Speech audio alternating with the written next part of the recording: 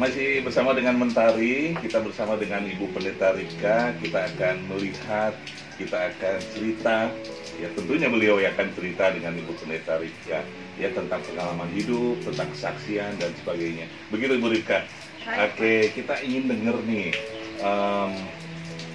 ya paling tidak ada kesaksian atau mulai dari awal Ibu mulai sampai dengan sekarang ini seperti apa Bu gambarannya tentang pelayanan?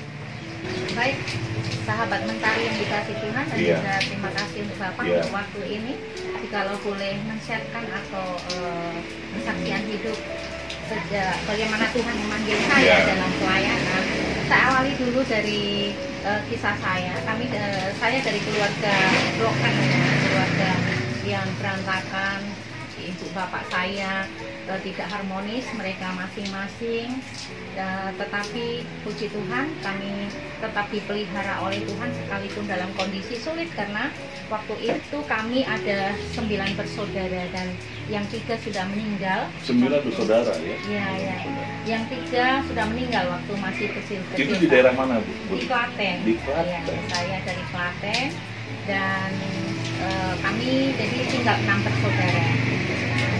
Karena kondisi ekonomi yang sangat rendah, karena hanya ibu saja yang mencari nafkah, harus banting tulang untuk menghidupi 6 anak. Jadi waktu SD itu saya diambil oleh paman di daerah Blora, dan kebetulan paman saya adalah tidak seiman dengan saya, tapi puji Tuhan oleh karena ibu saya sudah mengingatkan paman untuk bagaimana saya bisa dibawa ke gereja untuk bisa ikut sekolah minggu waktu itu.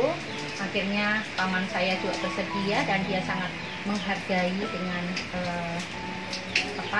agama Kristen, sehingga dia membawa saya ke sebuah gereja dan saya ikut sekolah minggu di situ. Dan setelah lulus SD, saya dibawa pulang kembali ke Klaten karena ibu saya bilang sekolah di sini aja SMP. Kebetulan ada sebuah gereja yang dipakai untuk tempat bisa untuk sekolah, dan itu merupakan yayasan. Dan puji Tuhan saya boleh selesai di SMP dengan baik. Ya, walaupun ada banyak kendala dana, tetapi puji Tuhan bisa mencukupkan, oleh karena di situ ada juga anak-anak Tuhan yang boleh mengasihi Tuhan dan boleh membagi berkatnya. Masih di Klaten tapi ya itu ya? Iya, masih di Klaten Pak. Nah, terus setelah lulus SMP di situ saya bergumul sekali, karena saya melihat itu dan mendengar bahwa masa-masa SMA itu masa yang paling indah. Seperti lagu aja nih. Masa yang paling menyenangkan. Jadi saya punya kerinduan untuk lanjut SMA, tapi saya sangat bergumul bagaimana nanti dana. Akhirnya saya bilang ke ibu saya pengen sekolah SMA. Ibu saya bilang, ya kalau pengen sekolah SMA, bilang sama Tuhan, minta sama Tuhan. Waduh, bagaimana ini minta sama Tuhan? Akhirnya saya berdoa, Tuhan, saya mau sekolah SMA. Saya pengen sekali untuk bisa melanjutkan ke SMA. Kalau Tuhan sekolahkan saya SMA, saya berjanji akan melayani Tuhan seumur hidup saya. Akhirnya, Pak, setelah saya berdoa, beberapa waktu kemudian saya bertemu dengan guru SMP saya yang kemarin, dan kebetulan dia adalah seorang hamba Tuhan, dan akhirnya dia mengajak saya atau menguruskan saya untuk tinggal di Prambanan. Di Prambanan saya masuk di Kalasan, di SMA Kalasan, di SMA Immanuel Kalasan. Dan akhirnya di situ saya tinggal di gereja, tinggal bersama majelis, dan ya apa saja yang bisa saya kerjakan saya bantu hingga saya lulus, dan sesuai dengan apa yang sudah saya janjikan sama Tuhan untuk melayani Tuhan secara full time. Akhirnya setelah selesai SMA, saya gumuli untuk masuk teologi sesuai dengan janji saya, nasar saya. Dan kebetulan ada kakak-kakak pembina rohani yang pada waktu itu bersama-sama di Prambanan dalam pelayanan mereka menginformasikan ada sekolah teologi yang dekat juga di Kalasan sini, di STI Yogyakarta. Oke Bu Pendeta ya, apa yang menjadi tadi kan Bu bilang SMA ini apa ya, yang paling indah. masa yang paling indah. Tapi kok tiba-tiba motivasinya tadi ingin pelayanan, nah, ingin kesaksian mengenai sekolah, bahkan sekolah teologi ya. Kok nggak ada apa, atau misalnya apa yang menjadi bagian dalam hidup ibu itu? Ya mungkin ada yang mengajak atau mungkin dari hati sendiri atau bagaimana itu Bu Ripka? Sebenarnya sejak awal SMP itu hanya satu keinginan aja, karena biasa ngelihat TV, ngelihat teman-teman kok indah ya, apalagi ada lagu itu kan mendorong saya ingin harus sekolah SMA. Mosok saya nggak bisa sekolah SMA, jadi ingin sekali gitu. Nah makanya dengan kerinduan itu yang secara manusia rasanya tidak mungkin, karena mau siapa yang biayai, ibu hanya bisa mencari nafkah hanya untuk makan mencari nafkah sehari untuk makan sehari, untuk yang lain-lain tidak mungkin. Jadi secara manusia itu mustahil. Makanya saya Tuhan, kalau Tuhan sekolahkan saya SMA, karena hanya satu kerinduan untuk bisa sekolah SMA, saya akan berjanji melayani Jadi Tuhan. fokus ya, ibu fokus ya. Saya harus ternyata terbukti juga gitu ibu ya. Ini Pak, sebelum saya SMA itu, karena saya juga sudah melayani, terlibat dalam pelayanan di sekolah minggu maupun di remaja. Jadi kecintaan saya kepada Tuhan itu sudah mulai sejak kecil. Jadi ketika nanti Tuhan izinkan saya sekolah SMA pun, saya akan tetap rindu untuk dipakai oleh Tuhan, untuk melayani Tuhan, mengabdikan hidup saya. Biasanya kalau yang saya lihat ya, kalau saya baca, kalau mulai dari SMP, SMA sampai dengan kuliah, apalagi kuliah untuk teologi gitu ya, kayaknya senang bicara, biasanya senang gaul sama orang. Maksudnya Bu Pendeta Ripka, kalau maksudnya senang gaul sama orang atau gimana Bu? Senang Pak, saya senang saya bergaul dengan orang, apalagi dengan anak-anak. Waktu SMP pun saya sudah belajar untuk mengajar sekolah minggu, jadi ikut macam-macam, ada retreat, acara retreat pemuda, remaja, ada camp sekolah minggu. Jadi kegiatan-kegiatan itu saya sangat aktif. Dulu sekolah minggu di mana tuh? Di sekolah gereja saya Pak. Iya dulu di gereja Pantai Kosta di Klaten. Di Klaten ya. Oh baik. Iya. Jadi SMP itu sudah mulai terlibat pelayanan, karena memang itu saya pikir didikan dari ibu saya.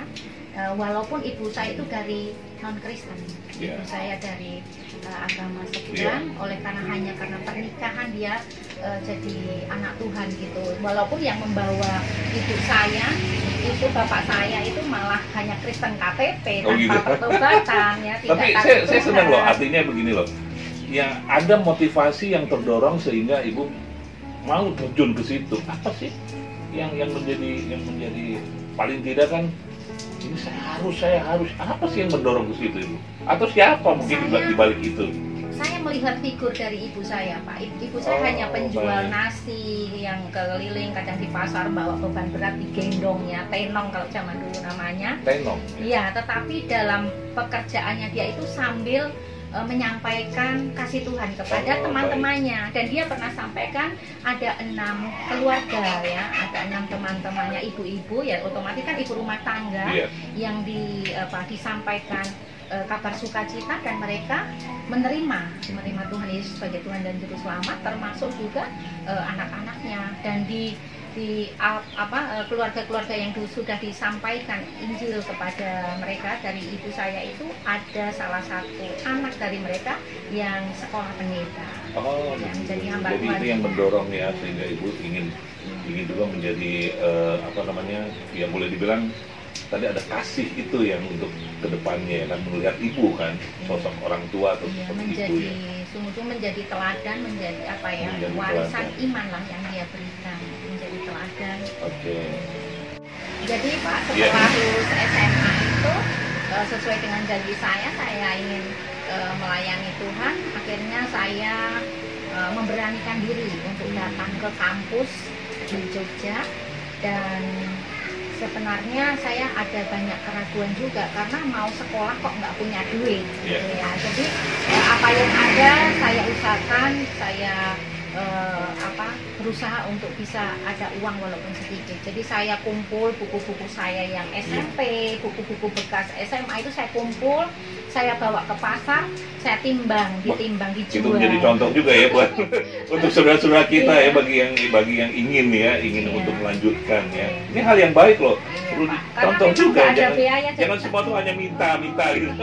saya pikir dengan adanya itu, tak pikir bisa nanti untuk apa, bikin Betul. misalnya surat-surat yang diperlukan dari kampus, untuk misalnya bikin surat kelakuan baik, surat-surat yang diperlukan itu kan membutuhkan biaya, walaupun kecil, tapi saya pikir cukup dengan buku-buku yang bekas itu, bekas SMP, SMA saya jual, ditimbang saya dapat uang, dan saya pakai isi semua surat-surat. Tapi kan tidak seberapa itu, Bu. Itu kalau ya kita tahu ya, artinya kan kalau berapa kilo sih, nggak sampai 1 truk misalnya gitu. Tapi cukup, Pak. Cukup, ya? Iya, kan paling hanya Luar kalau biasa. ke Pak kantor polisi untuk buat surat kelakuan baik kan Iya, hanya iya. administrasi Betul. apa, ke kantor desa misalnya bikin apa. Tapi cuman paling tidak ada suatu administrasi. hal yang Ibu kerjakan dan menghasilkan, Iya. begitu ya, dan menghasilkan untuk tujuan Ibu itu tadi, untuk studi itu ya. Iya, untuk memperlengkapi berkas-berkas Iya. seperti fotokopi, ijazah itu kan perlu Iya, uang, dana betul. ya. Foto, untuk foto perlu biaya yang enggak banyak, Iya. tapi itu cukup. Makanya ya puji Tuhan, setelah berkas saya cukup, saya bawa ke kampus, dan setelah itu ada panggilan, sudah dipanggil. Gitu. Benar-benar tidak ada uang. Saya ingat masih ada anting saya, pemberian dari majelis gereja yang saya tinggal waktu masih sekolah SMA. Saya dari Klaten naik bus, waktu itu cuman 750 rupiah, iya. Tapi saya singgah di Prambanan, saya jual anting saya dengan harga 27.000. Dengan Dulu Mas iya, belum naik masih rendah ya. 1 graman itu Iya, kayaknya iya, 27.000 saja. Akhirnya Iya. saya bawa ke kampus untuk daftar ulang. Saya sebenarnya malu sekali, mau Iya. sekolah kok nggak ada uang. Iya. Tapi saya dalam hati saya berdoa sebelum saya masuk ke ruangan, Tuhan, kalau memang Tuhan memanggil saya untuk Iya. melayani pekerjaan Tuhan, saya yakin Tuhan pasti akan buka jalan dan Tuhan akan cukupkan. Akhirnya saya masuk, ditanya dan disuruh bayar ini. Jadi semuanya total 200.000. Saya kaget. Padahal kurang dong. Iya, Pak, saya malu. Tapi Iya, saya iya. dengan keberanian saya berkata sama ibu yang mengurusi pendaftaran, Bu, minta maaf ya, saya hanya punya uang 27.000. Tetapi nanti kalau ada berkat pasti saya akan bayar. Dengan rasa perasaan malu tersipu-sipu ya, akhirnya ibu itu bilang, enggak apa-apa, bawa sini uangnya. Dan setelah dia terima, dia kasih saya 4.000, dikembalikan 4.000 ini untuk uang makan selama kamu di asrama. Karena makan waktu itu sekali makan dengan sayur lauk tahu atau tempe itu cuma 300 rupiah. 300 rupiah. Iya, kalau dengan telur 500. Itu di Jogja ya? Iya, di Jogja ini, Pak, Oke, ya. murah Alasan. banget berarti. Iya, jadi dari 27 dikembalikan 4.000. Setelah itu ya terima kasih, saya keluar. Sampai di halaman luar, di depan warung ada kakak tingkat yang panggil, Rika sini. Ya Kak, sudah makan belum? Belum. Mari makan. Nah, diajaklah makan. Setelah makan selesai, saya dikasih berkat lagi ini 5.000 untuk kamu selama di asrama. Ya puji Tuhan, ternyata Tuhan Luar itu biasa, baik ya? dan luar biasa, tidak pernah terpikirkan dan selalu ada. Dipikir secara manusia tidak mungkin, tapi kok pekerjaan Tuhan itu luar biasa, dia terus menuntut memberikan sesuatu yang kita butuhkan. Kan ada tertulis jangan khawatir akan hari esok, betul ya? Betul sekali, Pak.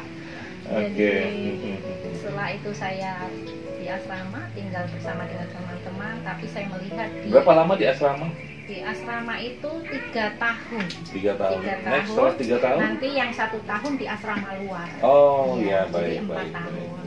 Jadi saya melihat masih semester 1 banyak teman yang sudah gagal. Mereka angkat koper pulang. Mungkin ya enggak betah, atau mungkin lihat suasana asrama yang hanya sederhana dan sebagainya.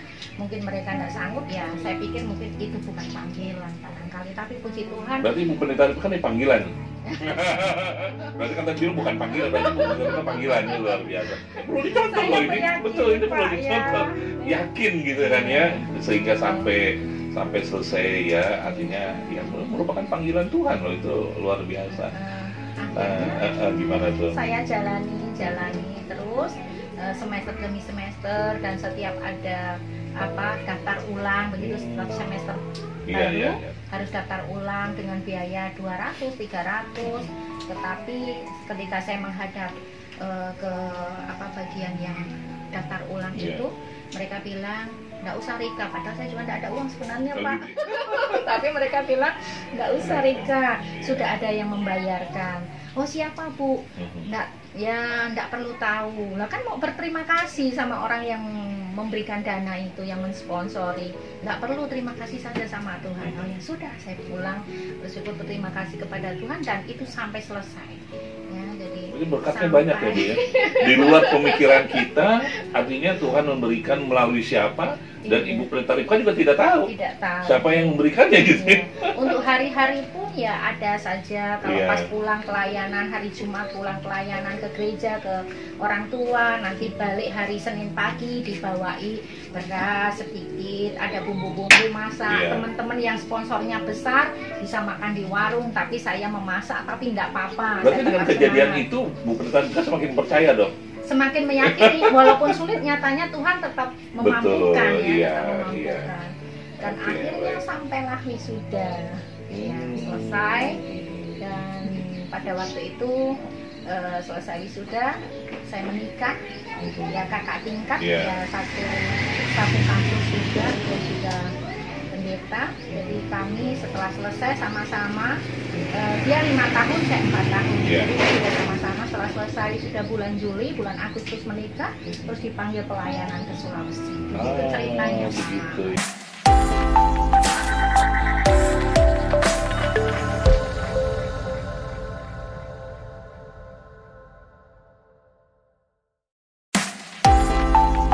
Jadi sahabat Mentari yang dikasih Tuhan, ketika Tuhan izinkan kita melayani di gereja denominasi apapun, terus kita juga diizinkan Tuhan untuk mengenyam pendidikan di sekolah teologi manapun, tentunya kita akan melakukan dengan baik, melaksanakan perjuangan, pelayanan, bahkan juga pendidikan yang Tuhan sudah sediakan bagi kita, yang Tuhan izinkan di sekolah teologi manapun, kita akan lakukan dengan baik, ya, dengan ketulusan hati, bahwa ini adalah sebuah panggilan. Panggilan Tuhan adalah satu kehormatan yang diberikan oleh Tuhan bagi kita. Jadi kita harus bangga, dan kita harus bersyukur karena Tuhan memilih kita untuk menjadi pelayan-pelayannya. Jadi sahabat Mentari yang dikasih Tuhan, mari kita terus berjuang untuk pelayanan, dan apapun yang Tuhan percayakan, baik itu sebagai gembala, baik itu sebagai pengajar atau dosen di sekolah, ataupun apapun yang kita kerjakan dalam mungkin juga penginjilan, kita akan pergunakan waktu ini dengan baik, dengan sekuat tenaga untuk melakukan pekerjaan Tuhan. Selamat melayani, Tuhan Yesus memberkati kita sekalian.